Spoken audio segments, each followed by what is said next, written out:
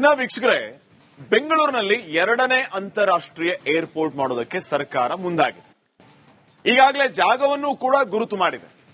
ಆದ್ರೆ ಅಲ್ಲಿನ ಜನ ಮಾತ್ರ ಪ್ರಾಣ ಬಿಡ್ತೀವಿ, ಭೂಮಿ ಮಾತ್ರ ಕೊಡಲ್ಲ ಅಂತ ಬಹಳ ಸ್ಪಷ್ಟವಾಗಿ ಹೇಳ್ತಾ ಇದ್ದಾರೆ. ನಿಮಗೆ ಇನ್ನೊಂದು ವಿಚಾರ ಹೇಳ್ತೀನಿ. ಈ ಹಿಂದೆ ಡಿ.ಕೆ. ಶಿವಕುಮಾರ್ ಬಿಡದಿ ವಿಚಾರದಲ್ಲಿ ಹಿಡಿದಿದ್ದಂತಹ ಹಠ ಈ 2ನೇ ಏರ್ಪೋರ್ಟ್ ವಿಚಾರದಲ್ಲಿ ಸ್ವಲ್ಪ ಮೃದುವಾದಂತೆ ಕಾಣ್ತಾ ಇದೆ. ಹಾಗಿದ್ರೆ ಮುಖ್ಯಮಂತ್ರಿಗಳ ನಿಲುವೇನು, ಸರ್ಕಾರದ ನಿಲುವೇನು, ರೈತರ ನಿಲುವೇನು, ಈ ಎಲ್ಲ ವಿಚಾರಗಳ ಬಗ್ಗೆ ಒಂದು ವರದಿ ಇದೆ, ನೋಡ್ಕೊಂಡು.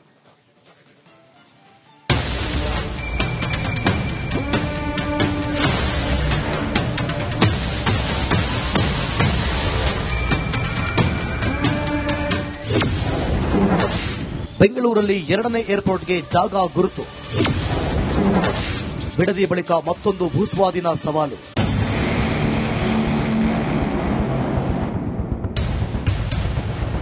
ಬಿಡದಿಯಲ್ಲಿ ಟೌನ್ಶಿಪ್ ಯೋಜನೆ ಮಾಡಲು ಸರ್ಕಾರ ಮುಂದಾಗಿದೆ. ಸಿಎಂ ಡಿ.ಕೆ. ಶಿವಕುಮಾರ್ಗೆ ಭೂಸ್ವಾಧೀನಪಡಿಸಿಕೊಳ್ಳುವುದೇ ದೊಡ್ಡ ಸವಾಲಾಗಿದೆ. ಬಹುತೇಕ ರೈತರು ಫಲವತ್ತಾದ ಭೂಮಿ ಬಿಟ್ಟುಕೊಡಲ್ಲ ಅಂತಿದ್ದಾರೆ.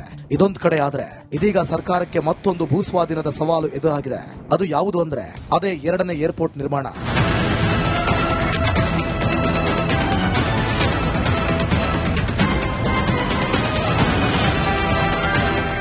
ಬೆಂಗಳೂರಿಗೆ 2ನೇ ಅಂತಾರಾಷ್ಟ್ರೀಯ ವಿಮಾನ ನಿಲ್ದಾಣ ನಿರ್ಮಾಣಕ್ಕೆ ಸರ್ಕಾರ ಇದೀಗ ಸಿದ್ಧತೆ ನಡೆಸಿದೆ.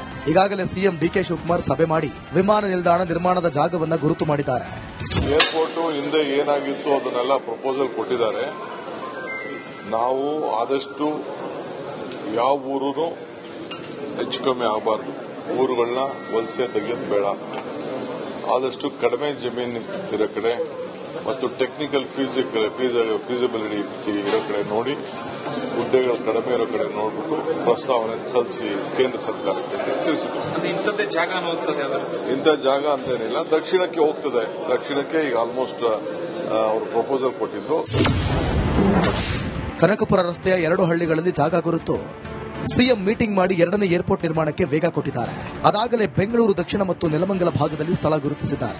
ತಮ್ಮ ಮತಕ್ಷೇತ್ರ ಕನಕಪುರದ ಹತ್ತಿರದಲ್ಲೇ ಇರುವ ಚೂಡಹಳ್ಳಿ, ಸೋಮನಹಳ್ಳಿ ಹಾಗೂ ನೆಲಮಂಗಲ ಕುಣಿಗಲ್ ರಸ್ತೆಯಲ್ಲಿ ಸ್ಥಳ ಗುರುತಿಸಿದ್ದಾರೆ.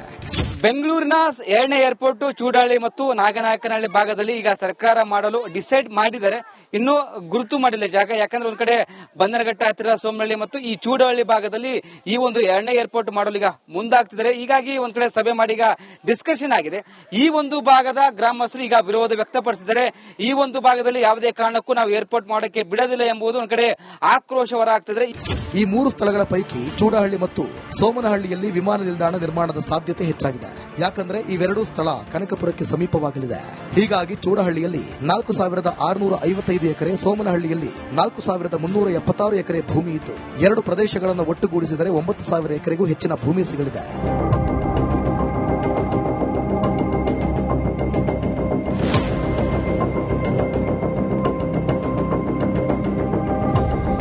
ಆದ್ರೀಗ ಚೂಡಹಳ್ಳಿ ಗ್ರಾಮಸ್ಥರು 2ನೇ ಅಂತಾರಾಷ್ಟ್ರೀಯ ವಿಮಾನ ನಿಲ್ದಾಣಕ್ಕೆ ನಾವು ಜಾಗ ಕೊಡಲ್ಲ ಅಂತಿದ್ದಾರೆ. ಪ್ರಾಣ ಬಿಟ್ಟೇವು, ಭೂಮಿ ಬಿಡಲ್ಲ ಎಂದು ಸರ್ಕಾರಕ್ಕೆ ಎಚ್ಚರಿಕೆ ನೀಡಿದ್ದಾರೆ. ನಾವೆಲ್ಲೋಗಣ ಕೂಲಿ ಮಾಡ್ಕೊಂಡ್ ತಿಂದ್ರು ಉಂಟು, ಇಲ್ದಿರ ಇರೋದಿಷ್ಟು ಗೂಡೆ ಇರೋದು. ಈ ಮಕ್ಕಳು ಬಿಟ್ಟು ಮರಿನ್ ಬಿಟ್ಟು ಎಲ್ಲೋಗಿ ನಮ್ಮಂತ ವಯಸ್ಸಾದವರೆಲ್ಲ ಎಲ್ಲೋ ಕಾಡುಗಳಿಗೆ ಒಬ್ಬೊಬ್ರು ನಂತ ಬೀಳಕತ್ತೈತ್ರ. ಎಲ್ಲ ಇರೋದೆಲ್ಲ ಒಂದೇ ಜಾತ್ ಬಾಯಿ, ಒಂದೇ ಕುಟುಂಬ, ಏನೋ ಕೂಲಿ ಮಾಡ್ಕೊತೀವಿ. ಎಲ್ಲ ನೋಡಿ ಇಂತ ವಯಸ್ಸಾದವ್ರನ್ನೆಲ್ಲ ಎಲ್ಲಿ ಕರ್ಕೊಂಡೋಗಿ ಹಾಕೋಣ ನಾವು.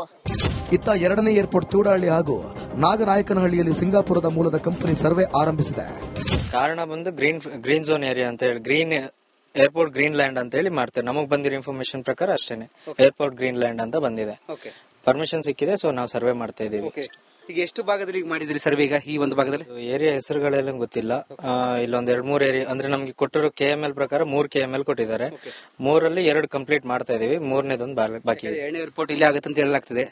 ಗೊತ್ತಾಯ್ತು, ಎಲ್ಲರೂ ಅದನ್ನೇ ಹೇಳ್ತಾ ಇದ್ದಾರೆ, ಬಟ್ ನಮಗೆ ಕನ್ಫರ್ಮೇಶನ್ ಏನಿಲ್ಲ. ಕೆಂಪೇಗೌಡ ಏರ್ಪೋರ್ಟ್ ಒತ್ತಡ ಕಡಿಮೆಯಾಗುತ್ತಾ? ಸಿಎಂ ಡಿ.ಕೆ. ಶಿವಕುಮಾರ್ಗೆ ಭೂಸ್ವಾಧೀನದ ಟಾಸ್.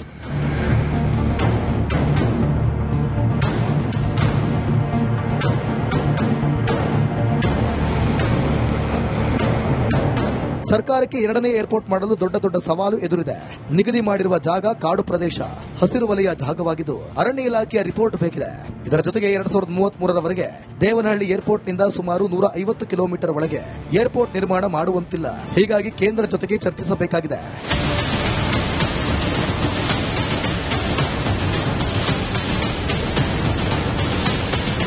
ಇತ್ತ ಬಿಡದಿಯಲ್ಲಿ ಟೌನ್ಶಿಪ್ ವಿಚಾರವಾಗಿ ರೈತರು ಸಿಡಿದಿದ್ದಾರೆ. ಫಲವತ್ತಾದ ಭೂಮಿಯನ್ನ ಕೊಡಲ್ಲ ಅಂತ ಹೇಳ್ತಿದ್ದಾರೆ. ಚೂಡಹಳ್ಳಿ ಹಾಗೂ ಸೋಮನಹಳ್ಳಿ ಸಹ ಫಲವತ್ತಾದ ಭೂಮಿ ಇದ್ದು ರೈತರು 5-6 ಬೆಳೆಗಳು ಬೆಳೆಯುತ್ತಾರೆ.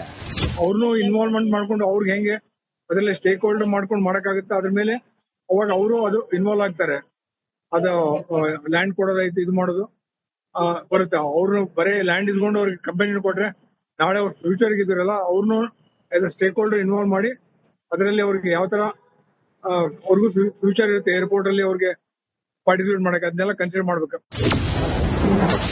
ರೈತರನ್ನ ವಿಶ್ವಾಸಕ್ಕೆ ತೆಗೆದುಕೊಂಡು ಪ್ಲಾನ್ ಮಾಡಿ ಬೆಂಗಳೂರು ಇನ್ನೊಂದು 25 ವರ್ಷದಲ್ಲಿ ಆ ಲೆವೆಲ್ ಅಲ್ಲಿ ವರ್ಲ್ಡ್ ನಲ್ಲಿ ಒಂದು ಇಂಪಾರ್ಟೆಂಟ್ ಸಿಟಿಯಾಗಿ ಬೆಳೆಯುವಂತ ಒಂದು ನಗರ ಇದು. ಸಹಜವಾಗಿ ಬೆಂಗಳೂರು ಇನ್ನೊಂದು ಏರ್ಪೋರ್ಟ್ ಬೇಕು, ಅದು ನಮ್ಮ ಸೌತ್ ಬೆಂಗಳೂರು ಕಡೆಗೆ ಏರ್ಪೋರ್ಟ್ ಬೇಕು ಅನ್ನೋದ್ರ ಎರಡನೇ ಮಾತಿಲ್ಲ. ಆದ್ರೆ ರಾಜ್ಯ ಸರ್ಕಾರ ಫಲವತ್ತಾದಂತ ರೈತರು ಉಳುಮೆ ಮಾಡ್ತಾ ಇರುವಂತ ಜಮೀನನ್ನ ತೆಗೆದುಕೊಂಡು ಅವರಿಗೆ ಕರೆಕ್ಟ್ ಆಗಿರುವಂತ ಕಾಂಪನ್ಸೇಷನ್ ಕೊಡದಲೆ, ಅವ್ರನ್ನ ವಿಶ್ವಾಸಕ್ಕೆ ತೆಗೆದುಕೊಳ್ಳದಲೆ ಏಕಾಏಕಿ ನಾವೇನೋ ಮಾಡ್ತೀವಿ ಅಂತ ಹೋಗುವಂತದ್ದು ಸರಿಯಲ್ಲ. ರೈತರ ವಿಶ್ವಾಸಕ್ಕೆ ತಗೊಳ್ಬೇಕು. ಸದ್ಯ ಸರ್ಕಾರಕ್ಕೆ ಮುಂದೆ ಸಾಲು ಸಾಲು ಆಡಳಿತಾತ್ಮಕ ಹಾಗೂ ತಾಂತ್ರಿಕ ಸಮಸ್ಯೆಗಳು ತಲೆ ಎತ್ತಿ ನಿಂತಿದ್ದು ಫಲವತ್ತಾದ ಭೂಮಿ ಬದಲು ಒಣಭೂಮಿಯಲ್ಲಿ ಮಾಡಿ ಎಂದು ರೈತರು ಪಟ್ಟು ಹಿಡಿದಿದ್ದಾರೆ. ಅವುಗಳನ್ನು ನಿಭಾಯಿಸಿ ಸರ್ಕಾರ ಯಾವಾಗ 2ನೇ ಏರ್ಪೋರ್ಟ್ಗೆ ಶಂಕುಸ್ಥಾಪನೆ ಮಾಡುತ್ತೆ ಅನ್ನೋದನ್ನ ಕಾದು ನೋಡಬೇಕಿದೆ.